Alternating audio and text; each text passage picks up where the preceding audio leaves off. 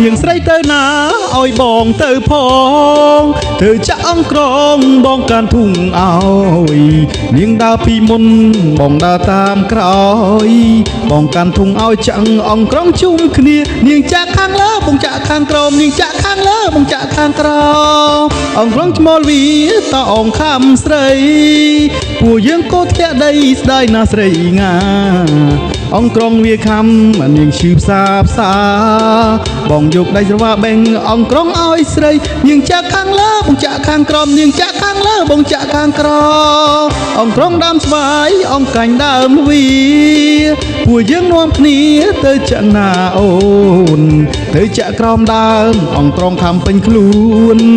បងខំអងរួនបេះអង្គក្រងឲ្យស្រីនាងចាក់ខាងលើបងចាក់ខាងក្រោមនាងចាក់ខាងលើបងចាក់ខាងក្រោម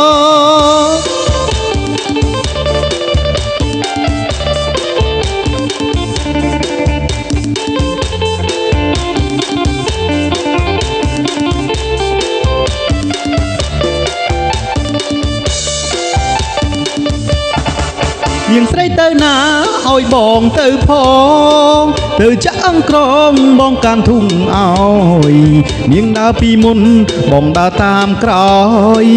បងកាន់ធុងឲ្យចាក់អង្គក្រងជុំគ្នានាងចាក់ខាងលើបងចាក់ខាងក្រោមនាងចាក់ខាងលើបងចាក់ខាងក្រោមអង្គក្រងឈ្មោលវាតអងខាំស្រី